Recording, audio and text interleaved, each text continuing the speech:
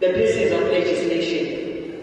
The first one there is Chapter 2, Section 29 of the Constitution of the Republic of South Africa, which promotes the rights of the child to quality education. So you should understand that if you are performing below 70%, you have infringed on the right of the learners of the class of 2025 who could not succeed in grade 12.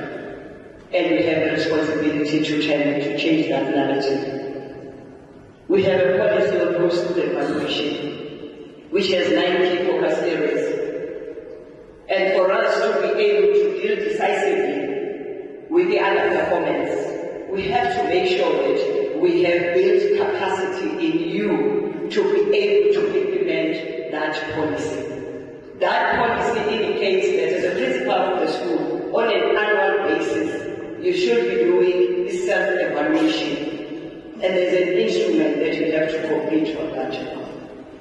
That instrument should be tabled to the SGB and approved by the SGB. Because that instrument is telling you whether you are green in some of the 9 key focus areas, whether you are amber or whether you are red. In areas where you are red, the second manager has a responsibility of coming up with intervention programs that will assist you to improve in that regard. It is important that the principal of the school, having analyzed yourself looking at the 9 key focus areas, you come up with a school improvement plan, which is mandatory to all schools irrespective of their performance. And in that already we have received notices from the health department. The notice that was saying the health department is observing that you are not performing in line with the standards that the health department has set. Our target last year was 95%, and as a district we are unable to perform in line with that target. Right now, up to the level of the schools that are here, we were unable to achieve in line with the benchmark that was set by the health department. So what the health department is saying in that correspondence which you received, which is not your love letter. But I know that there are principals who received those notices from second managers and filed them in their cupboards, as if it was a love letter to the principal.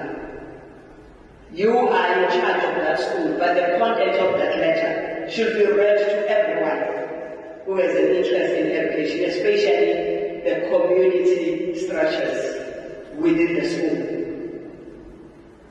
The SGB must know about the contents of that letter. The QLTC structure should know about the contents of that structure. Because if the QLTC is not functional and the school is disrupted, that should be one of the causal factors of underperformance. So they should know what the HOD will do in case the school continues to underperform just because of the disruptions that take place day in, day out.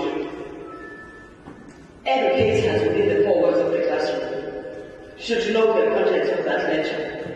Because there is a clause where the HOD is saying if the school continues to underperform, you will be left with no option except to invoke the incapacity code because of poor performance.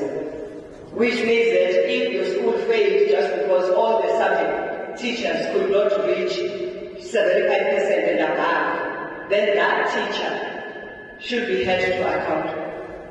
That teacher should be called by employee relations to explain to them why the head of department should continue paying that teacher as a subject teacher in that school, if for the past 10 years he has been teaching the subject and no learner has passed in that subject.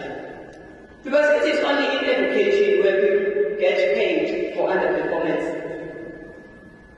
With private sector, you won't find an employee that is poorly performing but being incentivized. It's only happening in the Department of Education. And we should understand that as we have matured, but now number one, we have to defend that position through sweat and blood.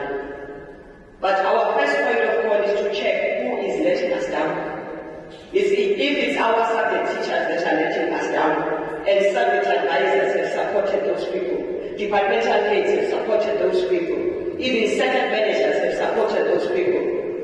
Infrastructure section has provided infrastructure that enables the school to have a conducive environment. Then the head of department will have all the ammunition to defend himself if that person takes the department to court to say now they want to dismiss me because I'm not performing.